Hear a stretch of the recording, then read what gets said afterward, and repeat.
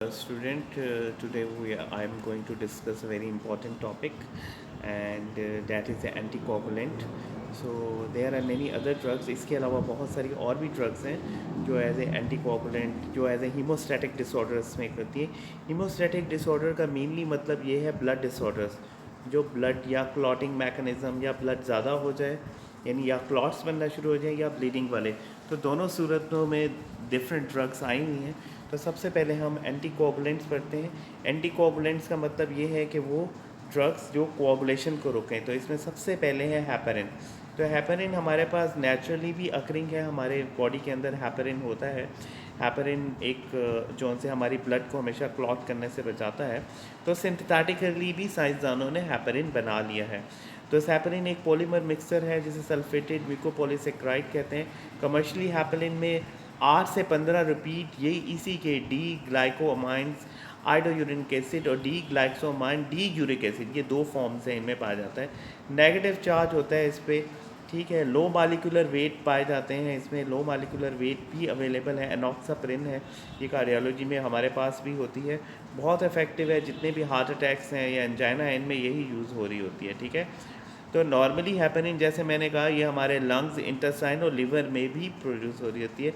Commercially ये bovine lung and प्रोक्राइन intestine से होती है। प्रोक्राइन का मतलब सुअर, ठीक है, तो उनसे। तो एक्शंस जौन से हैं इनके, वो इसकी एक्टिविटी, एंथ्रोम्बिन एक्टिविटी तो 1000 फोल्ड है, बहुत अच्छी एक्टिविटी है।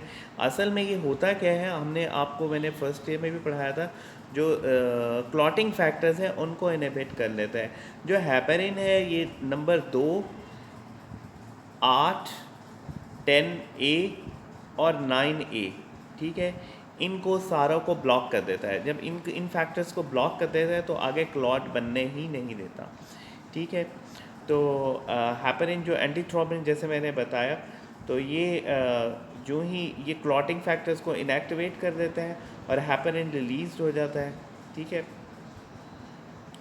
और जितने भी क्लॉटिंग फैक्टर्स हैं उनको, यानी वो थ्रोम्बिन से बनाने से उनको रोक देगा। जब थ्रोम्बिन नहीं हो बनेगा तो फिर क्लॉटिंग भी नहीं होगी।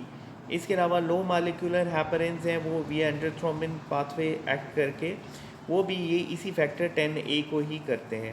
हेपेरिन जोन से एंटीकोगुलेंट एक्टिविटी है, ये आपको बता दिया है।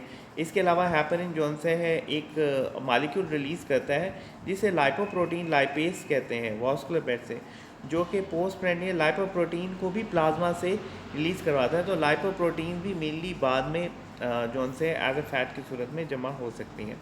तो फार्माकोलॉजिकल प्रॉपर्टीज़ इसकी है, तो या तो इसे ओरली भी दिया जा सकता है, स्लो इन्फ्यूजन, पारेंटली, ओरली सॉरी नहीं दिया जा सकता, सिर्फ पारेंटली यानी आईवी के ज़रिए हम देते हैं, या डीप सबकुटेनियस यानी जिल्द के अंदर लगाते हैं बस। इससे इंट्रामस्कुलर नहीं देते। वो आईएम इसलिए नहीं देते, ये आप लोगों को पता होना चाहिए, क्योंकि वहाँ हीमाटोमा बन जाएगा।